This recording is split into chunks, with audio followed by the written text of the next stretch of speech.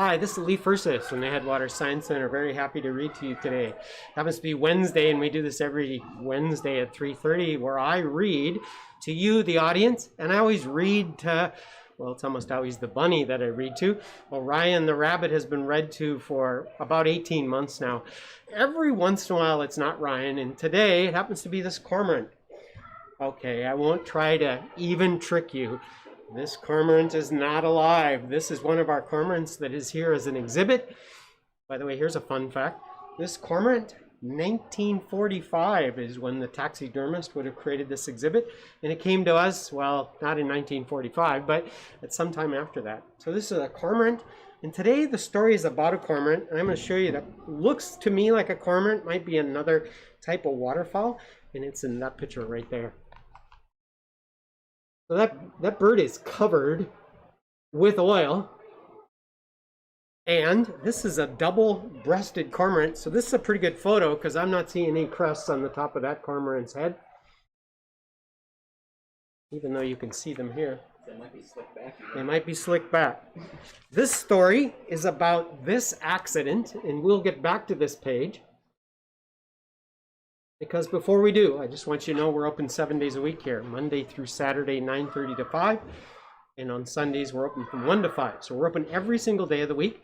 And the question would be about what happens if 200 million gallons of oil spill out into the Gulf of Mexico? What happens? What happens to that oil is really the question. And the next question that comes right after it is, so why is that so dangerous to birds specifically? Why is that so dangerous? Now, if you said 200 million gallons of oil, you know, but wouldn't it go into the water and spread out, dissipate? Wouldn't that all happen? Why would it be so dangerous then to birds? And so I want to spend a little bit of time talking about oil, and I will tell you that I'm going to do my best to just create a model. So this is water. Put a little bit of blue food coloring in it so we could just think about it as water. And if you pretended this was the Gulf of Mexico, we're now going to put some oil, not near as much as there is water. In fact, there are 400 milliliters of water here, and I'm going to add 100 more. So the question would be, with the 100 milliliters of oil that I'm about to add to this, would it go into the water and maybe spread out and be 1/5 of it? What's going to happen with the oil? Before I do that, I just want to show you a feather that I brought along, because while this is not a cormorant feather, when you do put a bird's feather into water, or if I poured it over it, I'm not going to do that one, what happens would be the question. Now, this feather is not a fresh feather that we just removed from our parrot. It isn't that. We wouldn't do that, by the way. But I'm going to dip it in there, and then I'll just give it a little touch with my hands. So there it is. Out it comes. And I'm going to tell you that I'm going to now touch the feather, and it is mostly dry. Mostly dry. Mostly dry. At the very tip, we have some water that I could feel. So even though I dipped it all the way into about 4 inches of feather, it is very dry all the way this distance. Think about that. Remember that one. And here comes the oil. Do a little guessing, by the way. Do a little guessing as to what the oil is going to do. Here we go. This is 100 milliliters of oil. This is vegetable oil, by the way, being added to our simulated ocean. I don't have any salt in here, by the way. There it goes.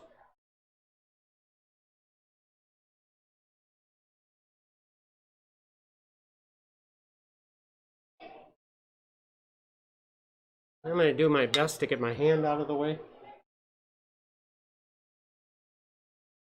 I think that's pretty clear on the camera. That very, very, very quickly, there's little or no oil any longer at the bottom 2/3 of the jar, 4/5 of the jar, and that oil has all gone to the top. I'm going to leave that whole explanation for why that happens to a whole nother educator. They will be way better at describing what just happened than I am. But that is where the oil is. And now if you think about a bird, in particular a bird like this one, Boy, that would be so damaging, so dangerous, is what the book is about today. And now we'll go back to the feather. This time the feather is only going to go into the oil. And boy, this is going to be real clear on the camera. Can you see what it did to the feather? Well, you can even see it when I turn it sideways. We have issues with it covering the feather all over there. It's probably a good time to read you the book. Wow. So, I got the book at the Bemidji Library. It's a story about saving animals from oil spills. Boys, you are welcome to listen if you want. We have a live audience. We're also going virtual, so you are welcome to stand and listen to the story I'm about to read. Saving animals from oil spills. So, Kayla to the rescue. On June 5th, 2010, Kayla B. Benedetto sat in a small boat off the coast of the Grand Isle, Louisiana. She lifted a pair of binoculars to her eyes and pointed them to the beach, where what she saw was that she was looking at pelicans, many birds covered with slick brown oil. She knew that without help, they would die. By the way, quick help.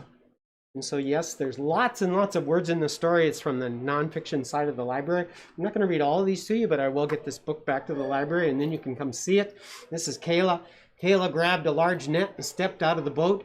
She splashed through shallow water towards the oil-covered birds. Our job was to capture them, she said. Capture them safely. Not an easy task, she said. As Kayla got close, the frightened pelicans ran away. Kayla chased after them, but she tripped and fell face down into the sand. But she was not about to give up. Kayla was determined to save the birds. Kayla, by the way, works for the U.S. Fish and Wildlife Service. That's a government agency for the purpose of protecting animals and their habitats. Racing to the coast. Kayla is a biologist who works in Louisiana. On most days, her job is to study fish in Louisiana's waters. In the spring of 2010, however, she learned that there was an oil spill that was spreading across the Gulf of Mexico.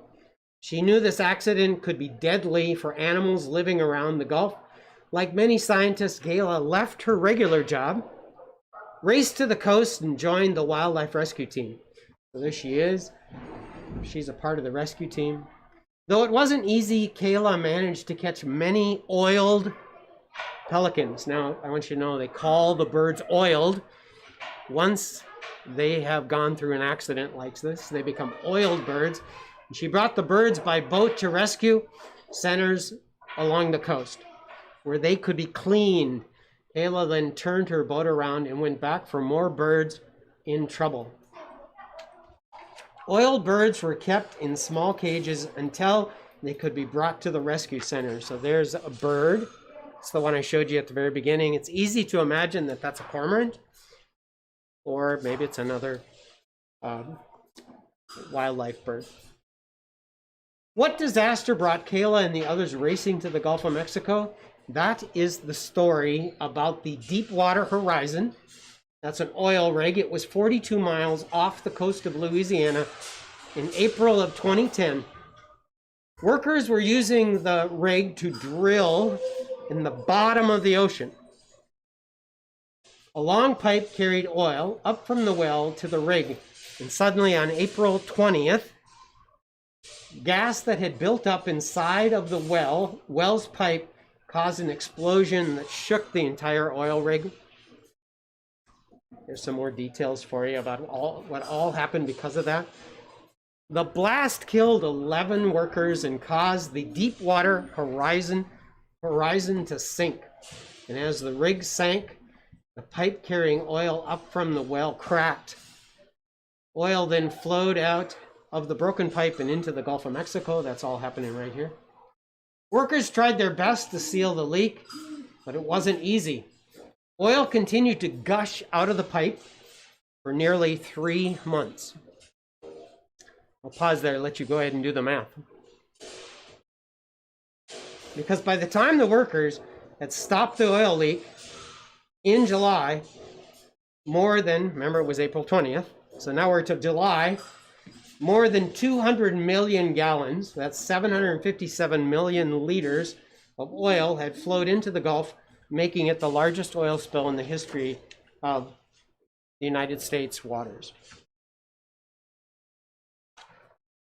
Oil and wildlife, as much as 2.5 million gallons, 9.4 million liters of oil flowed from the broken pipe in the Gulf of Mexico every day.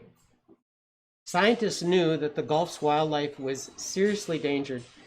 They were especially worried about pelicans and other seabirds, which that would be a cormorant. Pelicans can come on shore to get away from the oil that is in the water. However, their food source is in the water. And so even if they were up on shore, they would still be in danger of dying from starvation. Seabirds spend much of their life in water.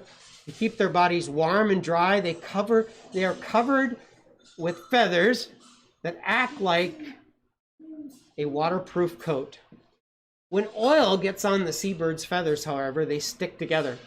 Cold water and air is then able to reach all the way through to the bird's skin. And as a result, often the birds die of hypothermia. Hypothermia, that's the term used for when they get too cold.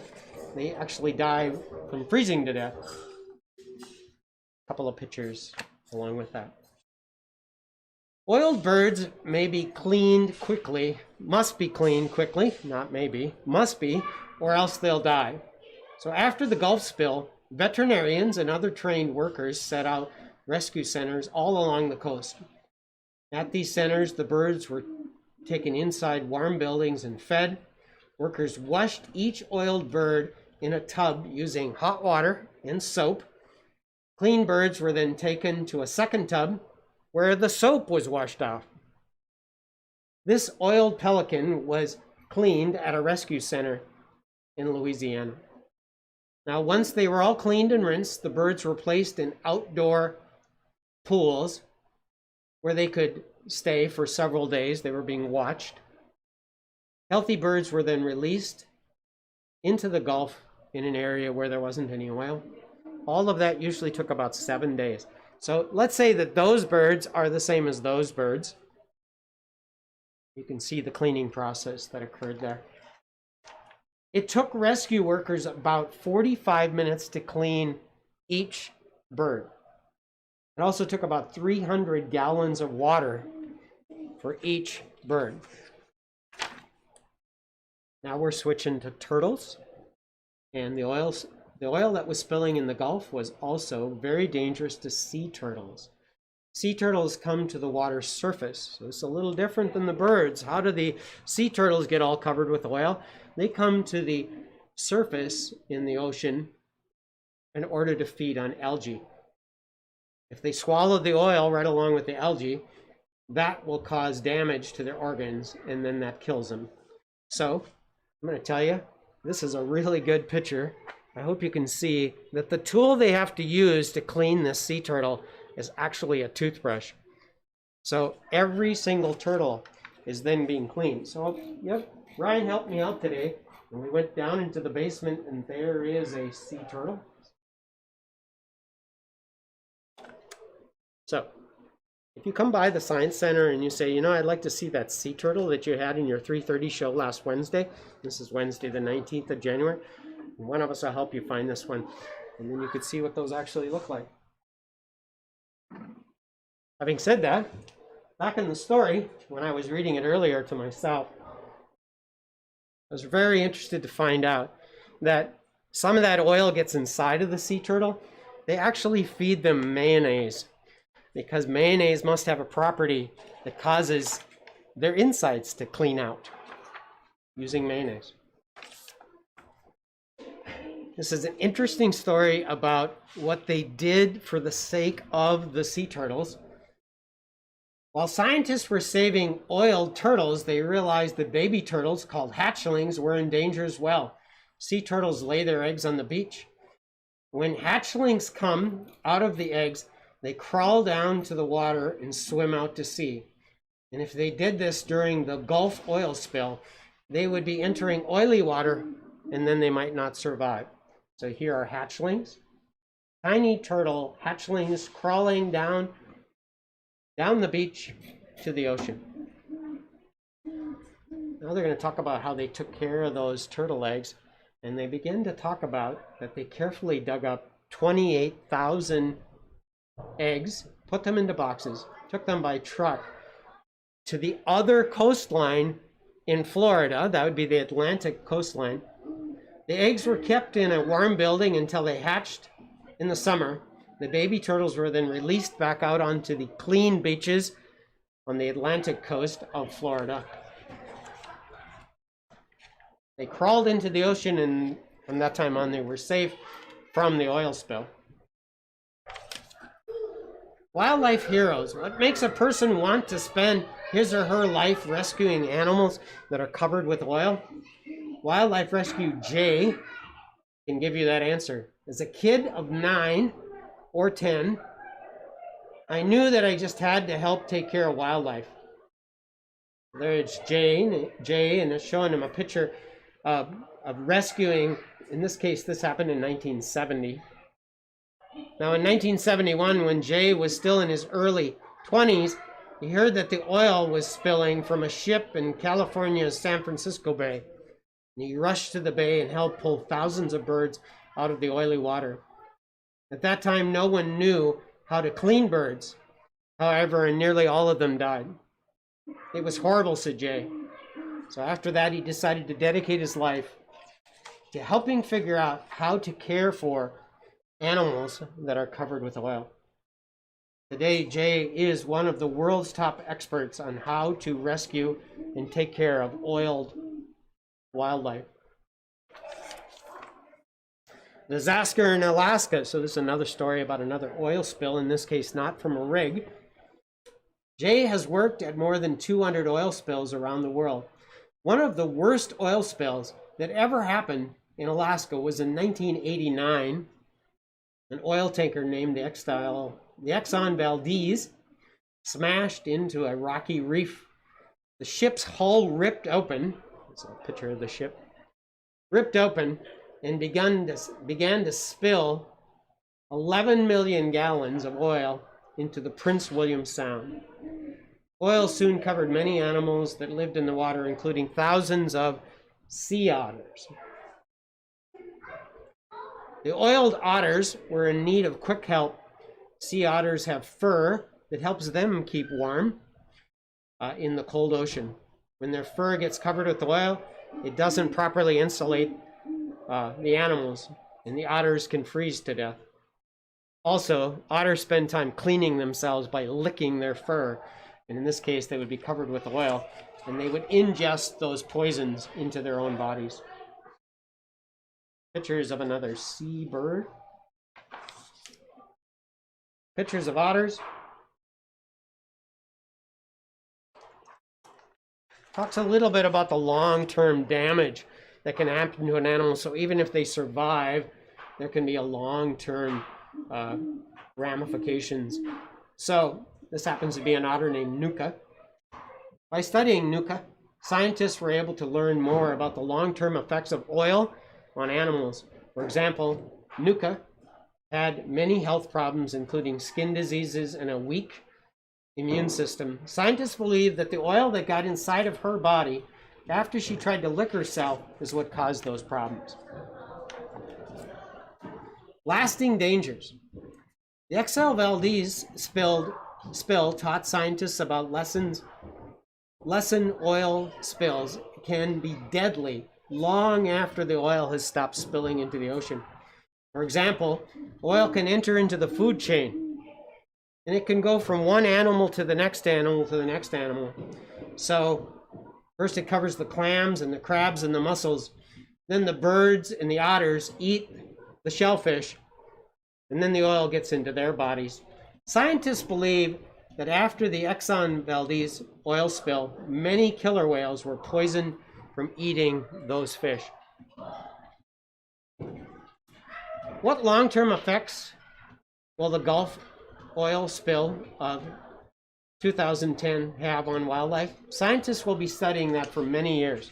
Well, here we are in 2022, so 12 years after this spill, it's saying we're still going to be studying the effects of that broken pipe that was in the Gulf of Mexico.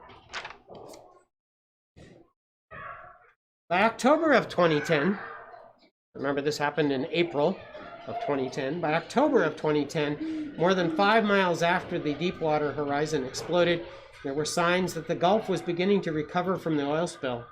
Scientists tested water off the Louisiana coast to see how clean it was, find out if it would be clean enough to release those turtles so they could swim and feed safely. Scientists carried 32 sea turtles in a small motorboat. These turtles had been rescued from the oily waters, and now it was time to release them back into the wild. As often happens with nonfiction books, when you head off to the library, go to the nonfiction side, there are pages and pages of facts.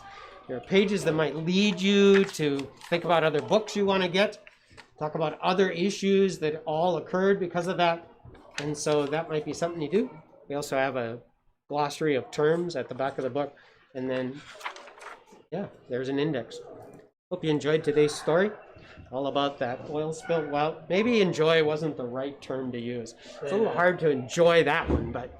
A quick, information follow-up here. I was doing some quick Googling while you were reading. It said it was the biggest oil spill in American history.